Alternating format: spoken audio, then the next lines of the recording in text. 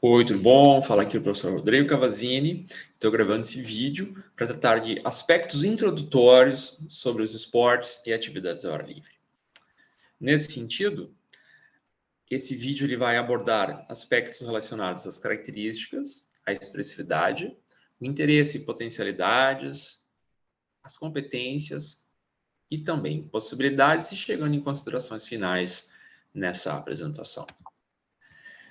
Nesse sentido, ao tratarmos do assunto esportes e atividades ao ar livre, a gente está olhando para um universo que possui diferentes nomes. Nós, no Brasil, temos um número expressivo de nomenclaturas que acabam sendo utilizadas, como novos esportes, esportes californianos, tecnológicos, deslizantes, fun, na natureza, selvagens, técnico, ecológicos, radicais, de risco, de deslize, de imersão, outdoor, de voo, de exploração, liberdade.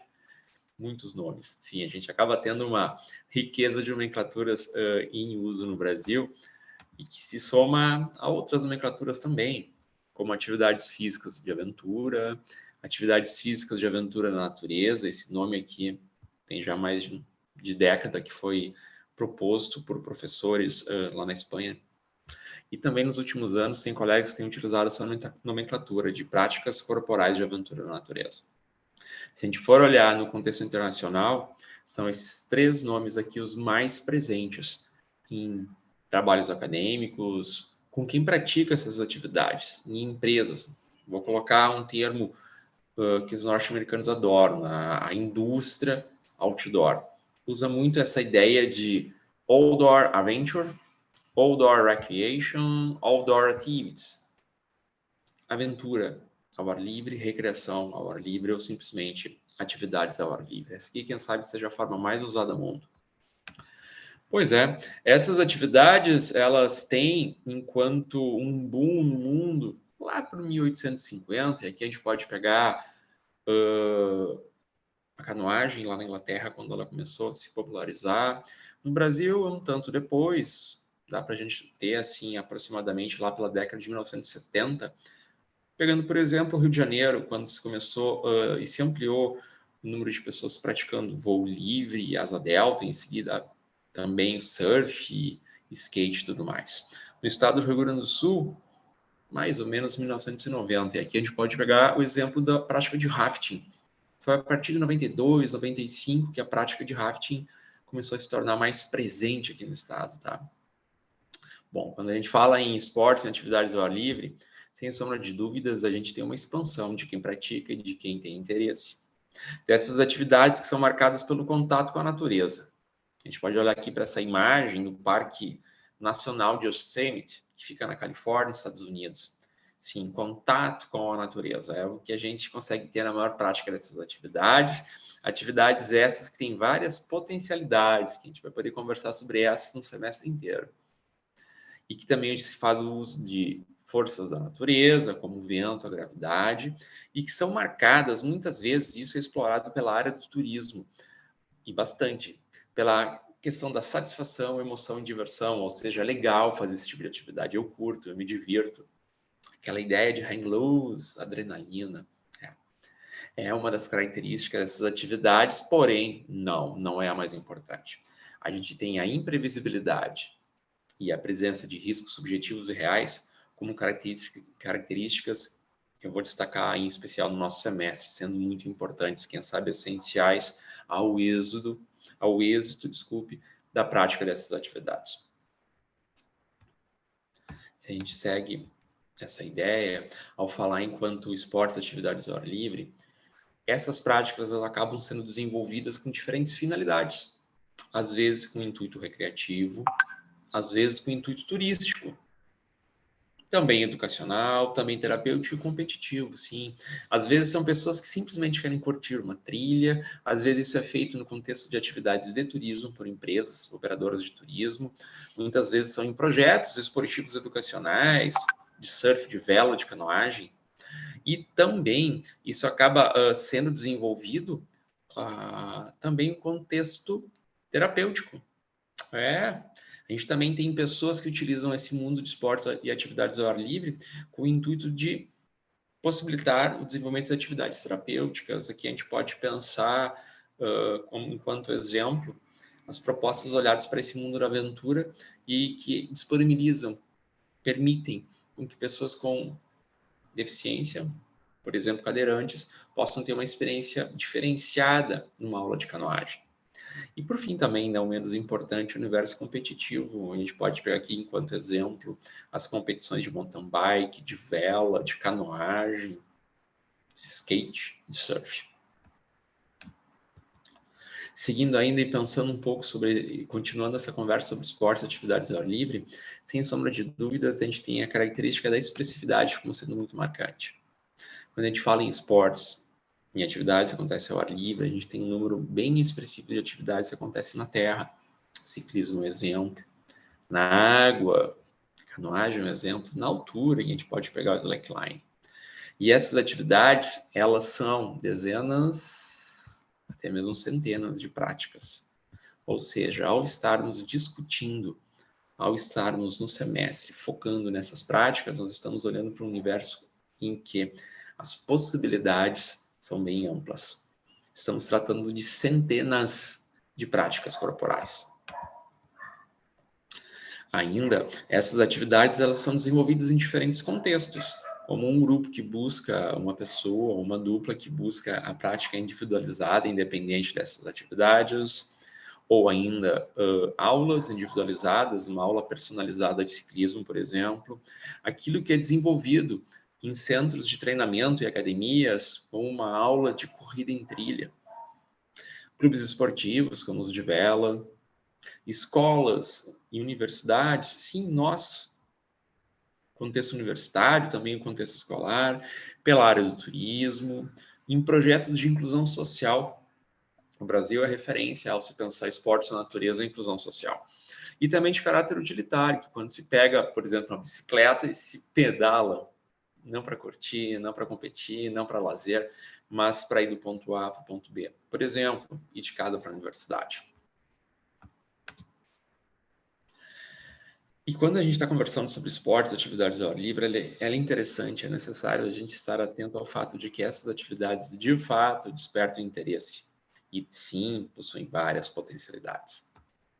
Quando a gente fala em interesse, a gente tem aqui a presença de desafios, estímulos e a satisfação, a emoção, as emoções envolvidas nesse universo. Também tem muito forte a questão de contato com a natureza. Para muitos é o contato, a busca desse contato que acaba sendo o principal motivador para buscar fazer isso. Também tem a questão de estar próximo aos seus amigos, estar com aqueles outros indivíduos que partilham objetivos. A minha galera, a minha turma, como tem no surf, no ciclismo, na corrida em trilha, no skate. Além dessa questão de interesse, é importante a gente destacar que essas atividades possuem potencialidades, ou seja, possíveis benefícios, benefícios que podem ser explorados. E esses podem ser organizados em 4 grandes categorias, tá? A primeira tem a ver com aspectos pessoais, e aqui a gente tem, por exemplo, benefícios da saúde. Também, na categoria seguinte, focada em aspectos sociais, a gente pode trazer aqui a inclusão social como um exemplo, tá? Olhando para as pessoas com deficiência. Também existe a categoria ambiental, e aqui a gente pode exemplificar pelo desenvolvimento, pela ampliação da ética ambiental.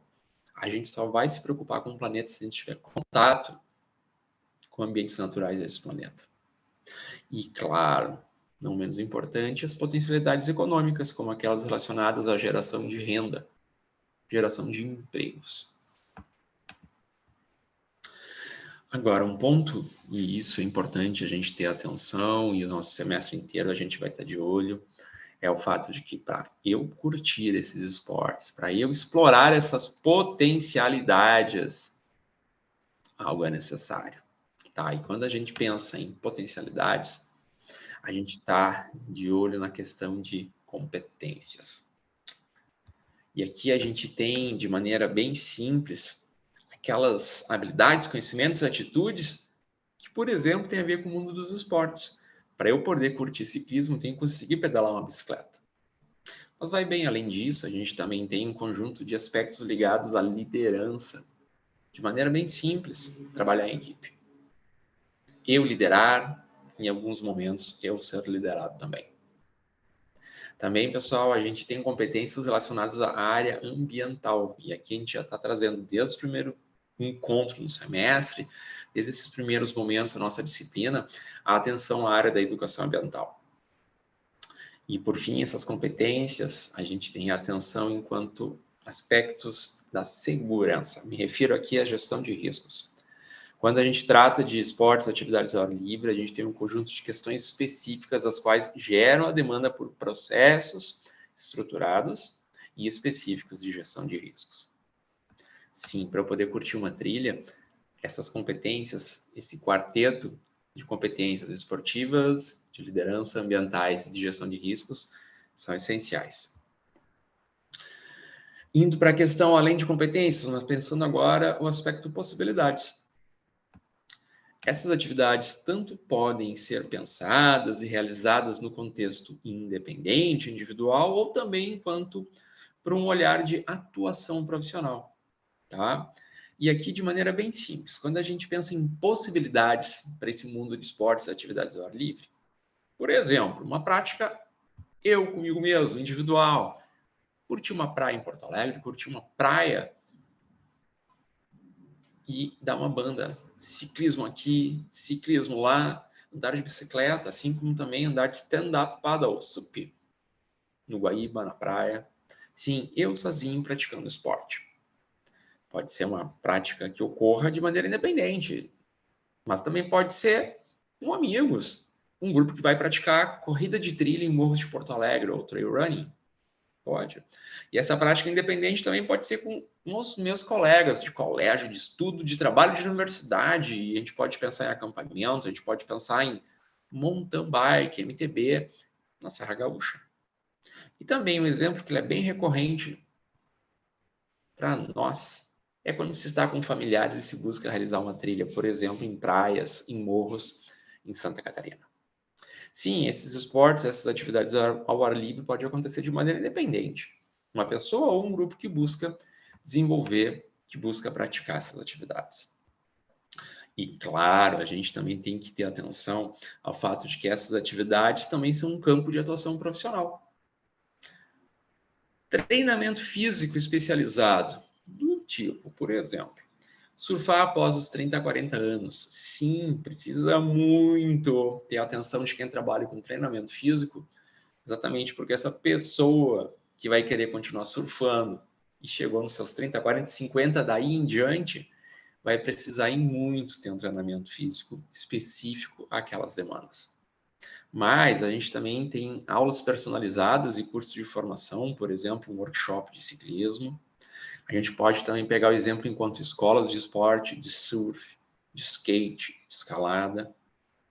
Também tem os centros outdoor, são espaços específicos que focam nessas atividades, que olham para o montanhismo, para a trilha, para mountain bike. Em Porto Alegre tem mais de um centro voltado a essa prática do ciclismo. E também, pessoal, o que tem crescido e muito nos últimos anos são as atividades realizadas por profissionais que atuam em academias e centros de treinamento. Por exemplo, trail running, ou seja, levar um grupo de alunos da academia ou do centro de treinamento para praticar corrida em trilha. Ou também mountain bike, no final de semana. E essas atividades aqui, que acontecem em centros de treinamento e academias, são as que mais têm crescido nesses últimos tempos. Isso de maneira bem expressiva, aqui no contexto do Rio Grande do Sul e muito Porto Alegre. Falando ainda em atuação profissional, a gente pode pensar no contexto de escolas, em escola a gente pode imaginar atividades relacionadas ao skate, atividades de aventura nas próprias aulas de educação física. A gente tem também atuação profissional em clubes esportivos, por exemplo, vela, remo, canoagem. E em empresas de turismo, seja turismo de aventura, seja turismo de natureza. Não é a mesma coisa, o turismo de aventura tem muito mais o contexto da adrenalina, entre aspas, de natureza, muito mais a ideia de contato com a natureza. Falei antes e trago de novo essa situação. Projetos de inclusão social. Por exemplo, projeto com surf, com bicicleta, com skate, com vela. O Brasil é referência nesse sentido. E, claro, assessoria esportiva. Nos últimos anos também, esse universo de atuação profissional se expandiu. Por exemplo, planejamento, a realização de trips. Alguém que quer participar de uma corrida de natureza que vai ser lá do outro lado do planeta. Alguém que quer fazer uma atividade de ciclismo na Califórnia. Quem quer conhecer os parques da Califórnia. Sim, assessoria esportiva é uma outra forma de atuação profissional ao pensarmos nessas atividades. E, enfim, ao olharmos para essas questões introdutórias de características, expressividade, interesse, potencialidades, competências e possibilidades, cabe destacar alguns pontos. Sobre esses esportes e atividades ao ar livre, sim, são várias as nomenclaturas que existem. Essas atividades são marcadas pela expressividade, ou seja, um número bem amplo um número bem amplo de possíveis práticas.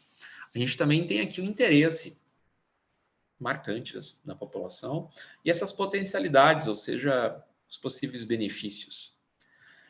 Essas atividades geram a necessidade de competências. Sim, não dá para simplesmente eu pegar um caiaque e achar que eu já sei remar esse sem nunca ter tido a oportunidade de desenvolver competências de canoagem. E ao olhar para esse universo, a gente tem inúmeras possibilidades. Junto com essas possibilidades, existe aquela questão da prática independente, eu, meus amigos, ou da prática enquanto área de trabalho. Enfim, pessoal, a ideia, enquanto aspectos introdutórios desses esportes e atividades ao ar livre era essa. Já agradeço a atenção em relação a esse vídeo e também desejo a todos nós um ótimo início de semestre. Valeu, até a próxima.